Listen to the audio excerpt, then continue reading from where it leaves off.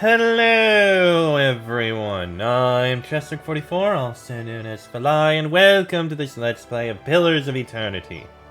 Last episode we helped Haravius out a little bit and found all the stones that we needed to find for him inside Blood Sands.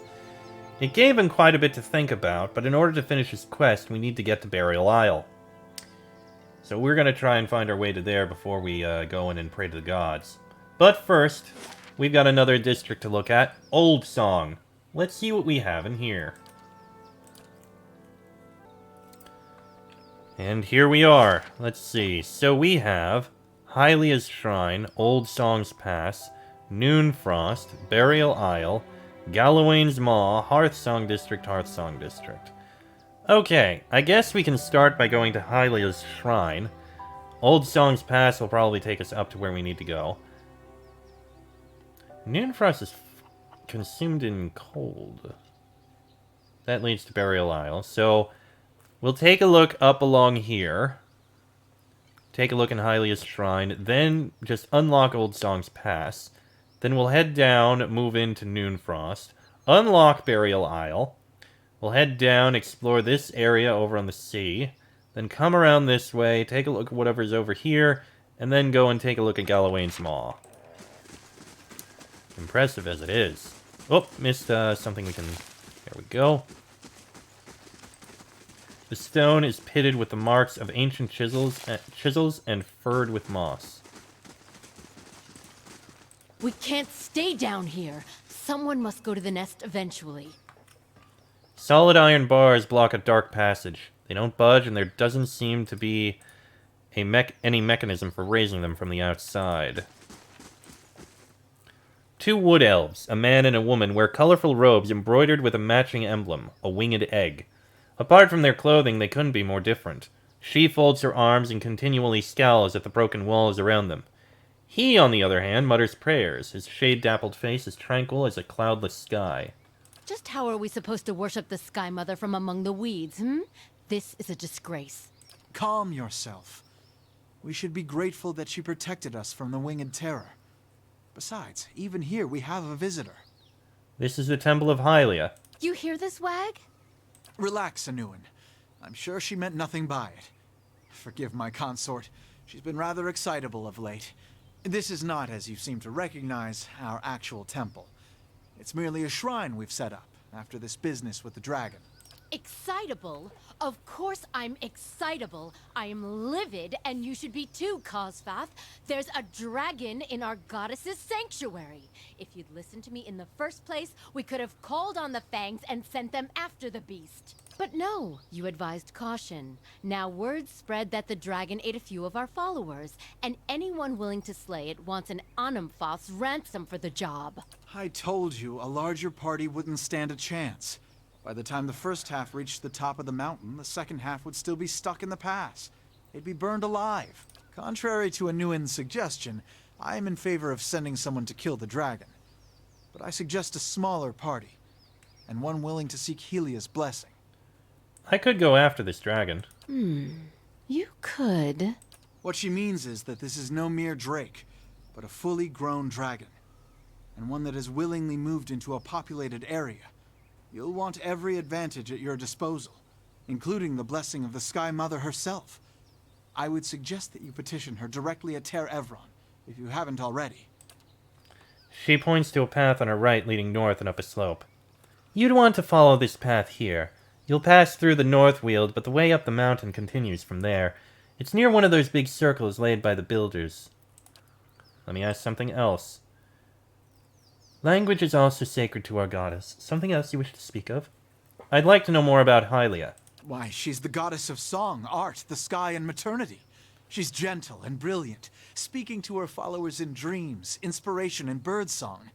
It is said that she wears a cloak adorned with a feather from every bird known to kith or wilder, and that she manifests in the flocks themselves.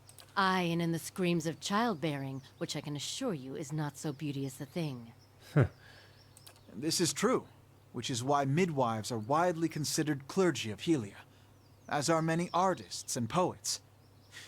In any case, those of us who follow her feel closest to her splendor in a place where we might share light, song, and a view of the blessed sky. Some questions about the dragon. Has this sort of thing happened before? Never.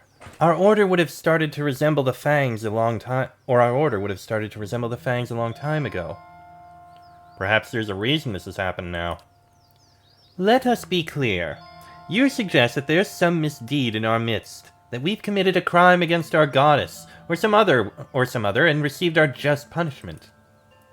Onwin, please. I don't know why these things happen, why our own mother goddess allowed scores of her followers to perish among flames. And if you ever discover why, I invite you to come back and tell the rest of us. How did the dragon come to be here? With a great beating of wings and a fiery roar. Who knows why these beasts come and go? It's here, and that's what matters. If you're asking why this has happened, only the gods know. I suspect it's a test of faith from Hylia herself, but who can say? Well said! Those two have a bit of whale in them. This is a mystical playground controlled by unknowable deities. There are so many other things to worry about than the how and why of, well, anything. When did the dragon first show up? He looked skyward, thinking. It was several weeks ago. The creature cloaked the sky like a thundercloud and descended upon us all at once. There was no warning. Can you tell me anything else about the dragon? She opens her mouth, a crooked sneer on her face, but seems to think better of whatever she was about to say. After a pause, she says, Nothing. We truly wish we could tell you more, but we, like the rest of Hylia's faithful, were running for our lives, and we were more fortunate than most. That's all I wanted to know. Sounds like we may be here too soon. Perhaps we should have actually gone to, whatever it's called. Well, that'll lead us to... Oh! That's Northweald, and that's the Temple of Hylia. Guess we'll go there later.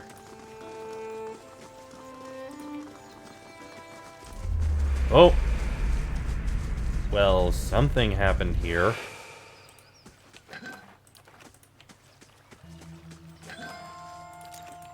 Let's see. This almost feels like home. A chill hovers over the frozen lake, draining the air of warmth. Let's see what's in here.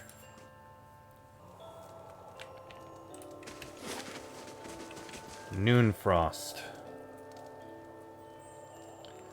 The pale elf searches you with ice-blue eyes. She shifts and knits her fingers together. Welcome to Noonfrost. Most of the temple is currently closed for sacred ceremonies to Rimmergund. She forces a smile and waves to the eastern doorway. The shrine is to your right. You're welcome to make your offerings to Rimmergund there, but the rest of the temple is off limits. Tell me about Rimmergund. He's the god of cold, entropy, and collapse. Many see him as a harsh god, but few recognize that he also gives life in his own way. All things wind to a merciful end in his shadow, only to feed creation elsewhere. But he is a silent god, and his ways are mysterious. To follow him is to accept inevitability without explanation.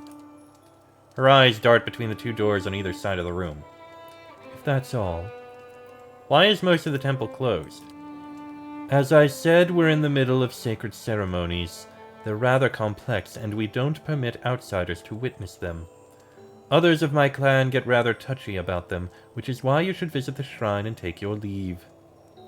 What are you doing here? My clan journeyed from the White That Wends to pay homage to Rimmergund here at Noonfrost. We'd learned that this place had been abandoned for several years, and we felt it our duty to tend to one of our god's oldest temples. It's been a long journey, but Rimmergund demands endurance. No doubt he will reward us for ours. I hope it is.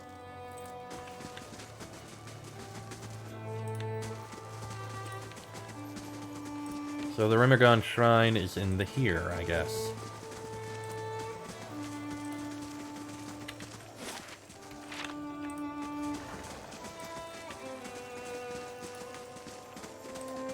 Each line and wrinkle of this warrior's weather-beaten frown has been chiseled from the ice. No farther. Turn back and do not cross any doors. The halls beyond us belong to Rimmergond and his faithful. Gotcha. Don't cross any doors. A simple test. That's settled. So, very well. We shall not cross any doors.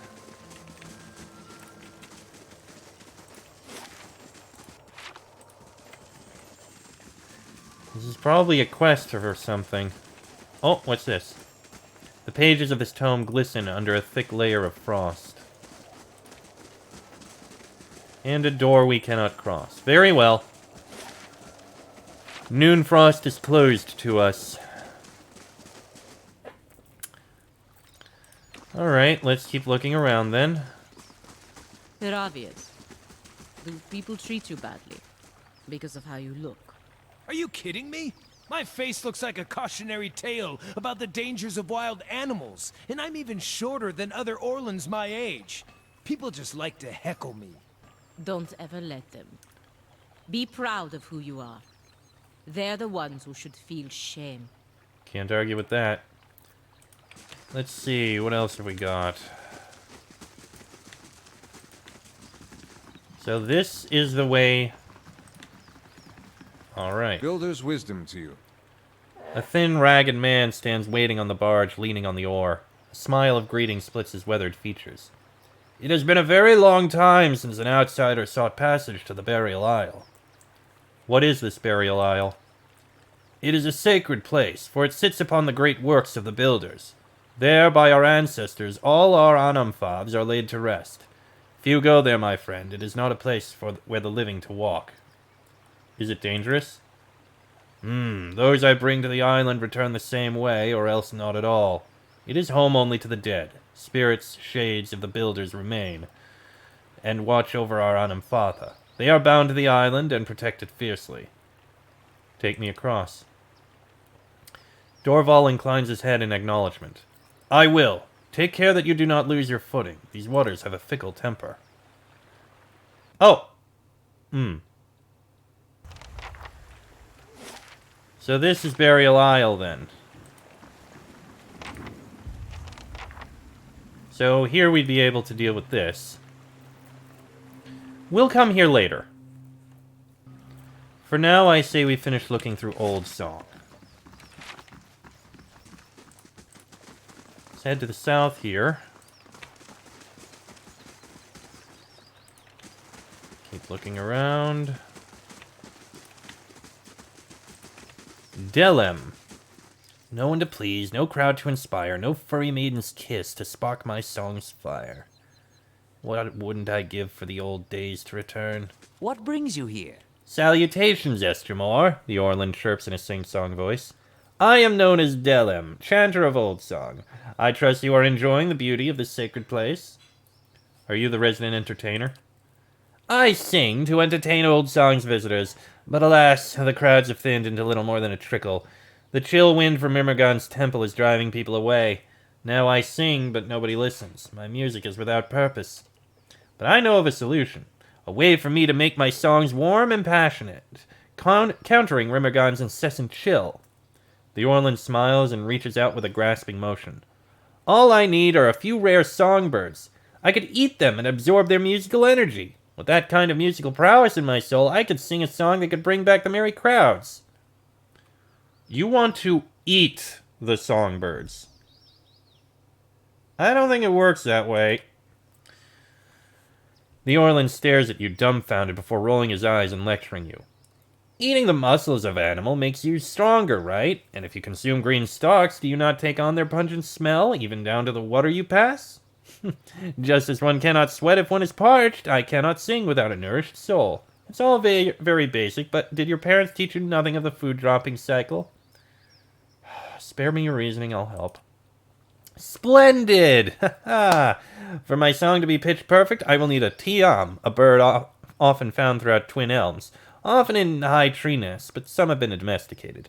I'll also need a shardwing. Shardwings prefer to nest in Audra formations. Suits their natural camouflage the best. Oh, and most importantly, if I plan on hitting those high notes, I'm going to need a cloud singer. Those little warblers can only be found in the highest mountain peaks. Many thanks, Esther Moore. Bring me these birds and I'll sing like Hylia herself. Yeah, I don't know if this is gonna work how you intend. In fact, I'm fairly certain it won't. Some coin, for what little it matters. Okay, that's an exit. Route over here, we can look at whatever is, oh, good, something to loot. There we go.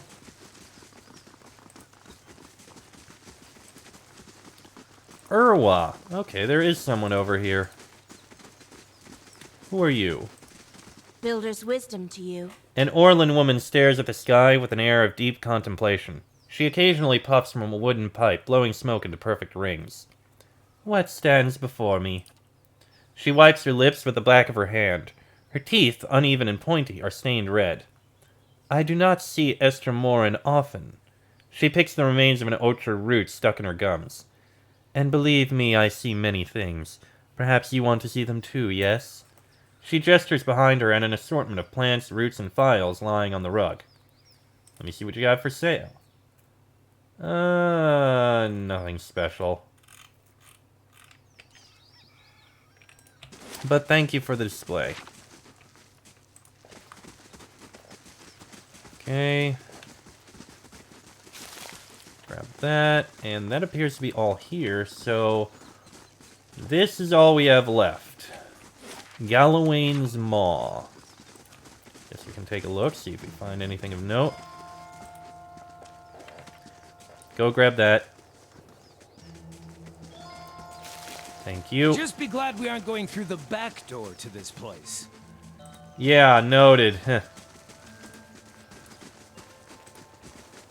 And over here. There. A dank, sultry draft issues from the cave within the beast's head. Condensation drips from the stone teeth. Let's see what we have here. The viscous liquid gives off a sharp, metallic odor. Arensi has no right to defend that cowering cat in the back of the maw.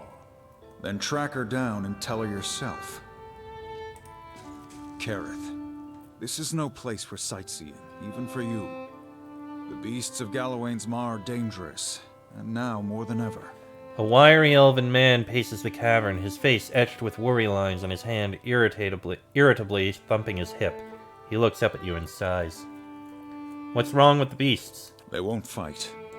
What's wrong with that? It is not Gallowayne's way, and it is not the way of the Maw. The Maw has always been home to one great predator. Every so often a challenger comes along and the two battle for territory. But Sewell remains in her den and Oranos can't confront her there.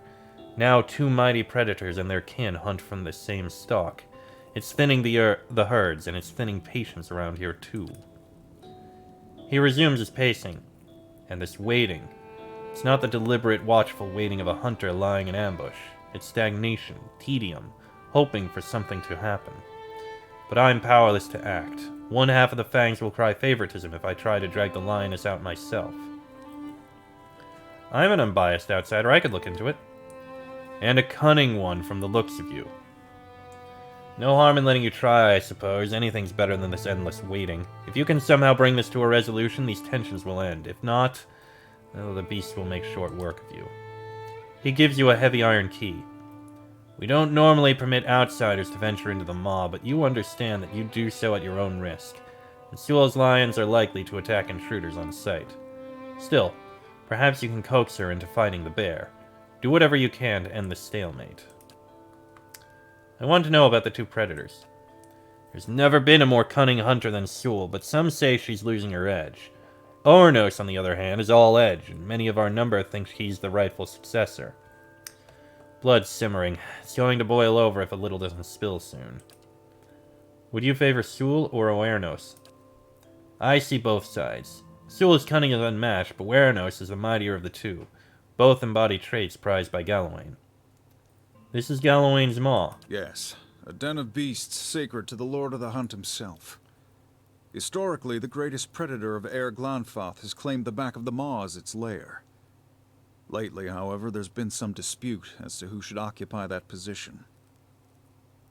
And it's leading to discord among our hunters. Tell me about yourself. I'm the leader of the Fangs. We're an order of hunters and warriors devoted to Gallowayne, and we see that the places of the Builders remain pure. Not truly a tribe, but we do gather and argue like one.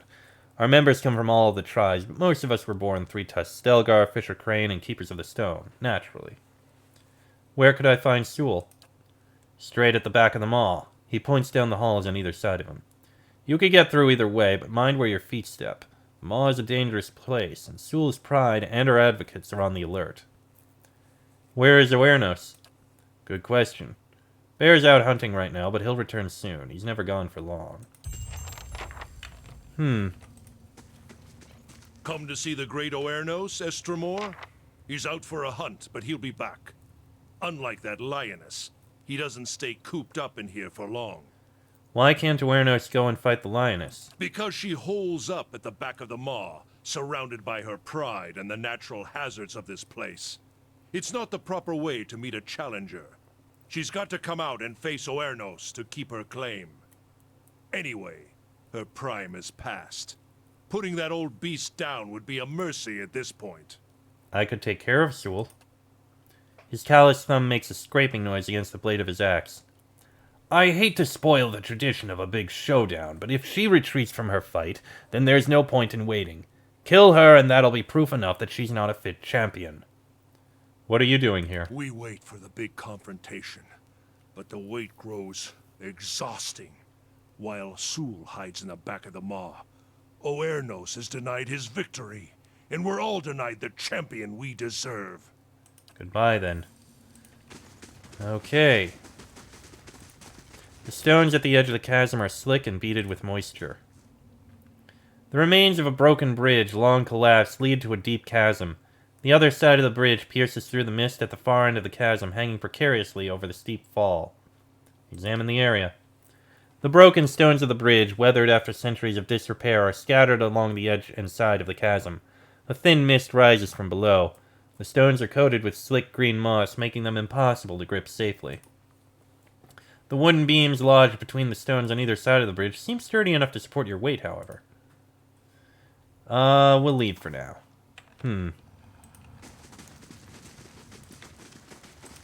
Oh, no, we're not gonna loot those. Alright, let me drop a save and then we'll try and go deal with this. The episode may be going a little longer as we deal with this, but we'll see what happens. The coarse sand offers modest cushioning. It shifts in size underfoot. That needs a key. So I can't go in there. I thought you gave me a key.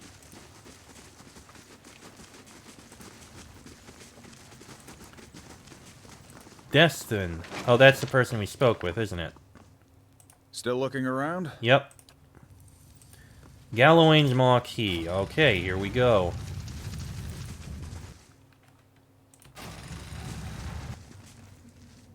Let's go! And here we have people to slay.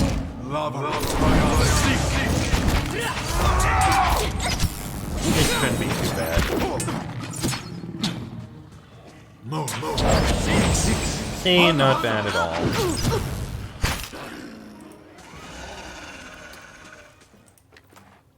It's a pity that we have people to slay here, but such as it goes.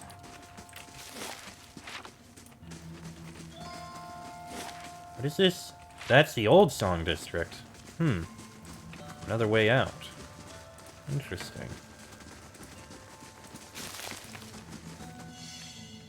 Oh, we got See now traps. what the flame has shown us?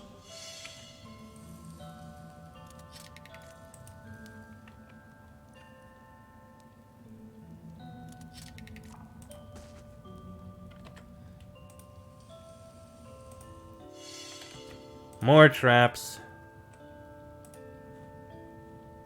That's settled.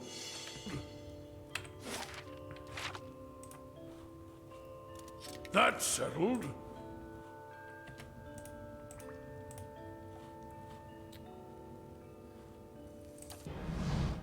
Alright, more foes to slay. Oh, there was a trap there. Didn't see that coming. Let's go! That was a scream.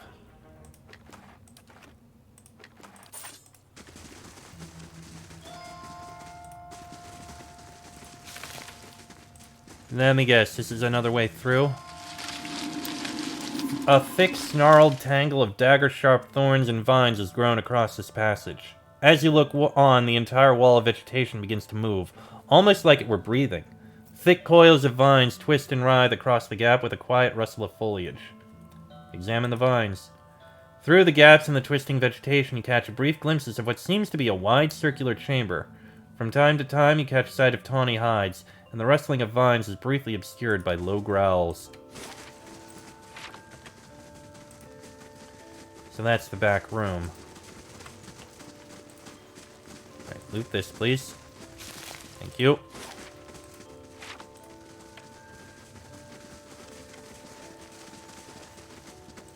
Okay, move on. The mist rising from the depths feels heavy and warm.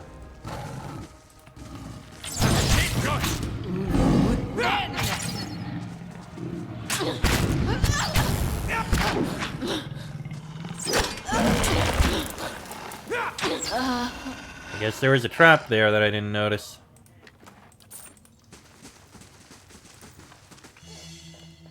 And there are more. Shows me something new. And that opens up that door. Goody.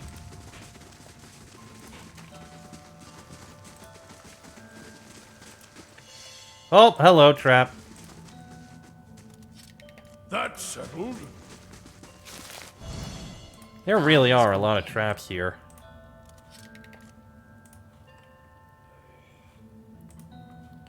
I guess the entire intention is you can either fight all these hostile creatures, or you can sneak past them all. Which makes sense.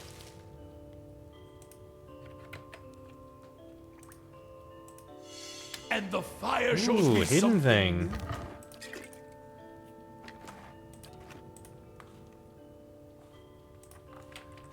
Think we're just about here.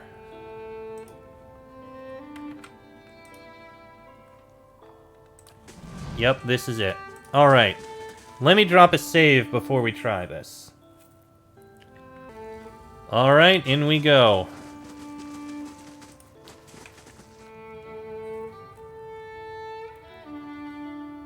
This is Soul's domain, Estramore. She shall not leave it for Awarenos or any other challenger. An elven woman intercepts you as you advance into the lair. Behind her is the largest lioness you've ever seen, a sleek beast with fangs as long as carving knives. The woman blocks your path to the lioness, seemingly at ease around the monster. Why does Soul refuse to face Awarenos? Awarenos is welcome to confront her here, as many challengers have in the past. What the Bear's supporters want is for Soul to leave her lair and fight in the open, where he has an advantage. But why should she? If Soul has an advantage here, it's one she's earned. Would anyone expect to blunt the Bear's claws in order to even the odds? The Lord of the Hunt gives unique advantages to each. It's not for us to decide that some of them are worth less than others. The lioness gives a low growl and Arensi smiles. Also, Soul has recently given birth to cubs. They're small now, but when they grow, they'll be mightier than either Soul or Awarenos. But if Soul is killed in combat, that bear will tear her young to shreds. Such is the way of the wild. Her legacy is too valuable to perish this way. If we truly want the mightiest of beasts in the maw, then her cubs must grow to maturity. What are you doing here with Soul? Defending the rightful champion of Gallowayne's maw. Awarenos' supporters would have her ousted in favor of a bear that isn't strong enough to come and seize this territory on his own. I'll deal with Awarenos. Good. That bear isn't nearly as strong as Einden and his followers think. If someone were to prove just how easily that bear can be killed, that would cure everyone of their delusions about it. Haravius glares at you with a worried smirk. I wonder what Gallowayne will think of all this. His great lioness gets someone else to deal with her challenger. And I would love to watch someone other than me offend the Seeker God. I can't wait to see how he tests them for their lack of decisiveness.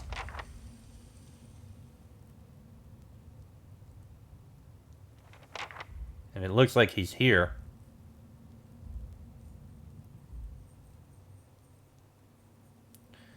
Very well. Can we get through here? Pass through the vines. Well, that was a nice quick way to deal with that. Now then. Let us deal with Awareness.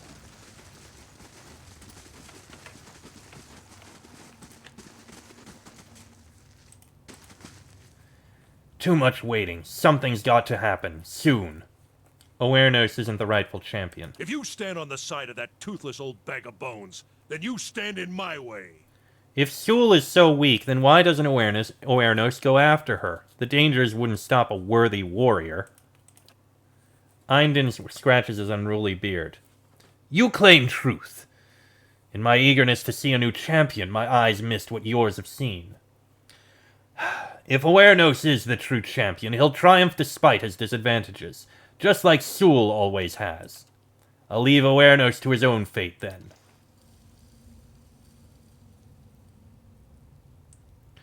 Awareness looks at Einden and his barbarians leave. The giant bear rakes the ground with his massive claws and growls at you. The cavern seems to shake as Awareness charges forward. Alright, just a bunch of... This isn't gonna be much of a problem, I think.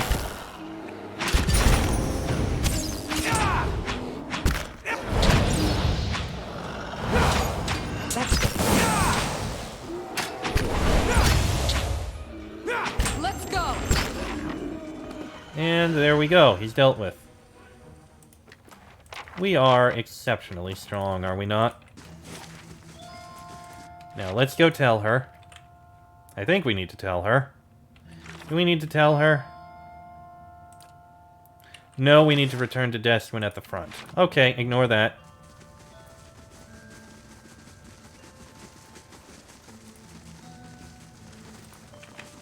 And there's Deswin. Still looking around? Watch your step. I've dealt with the situation Tempers between run hot Sewell and around here, Awareness. And Sewell remains champion. Many of the Fangs are gladdened to see her stay. Perhaps it's Galawain's way of telling us to remember our roots and prize our cunning as hunters. Thank you for your help, Kared. May Galawain guide your path. Take this with our thanks. You might visit Evron to pray to the Lord of the Hunt. He sometimes grants special favors for those who prove themselves. Alright. Pretty good. And we have Cat's Claw, a unique sword. Exceptional with damage bypass. That's it. Not the most impressive. Okay.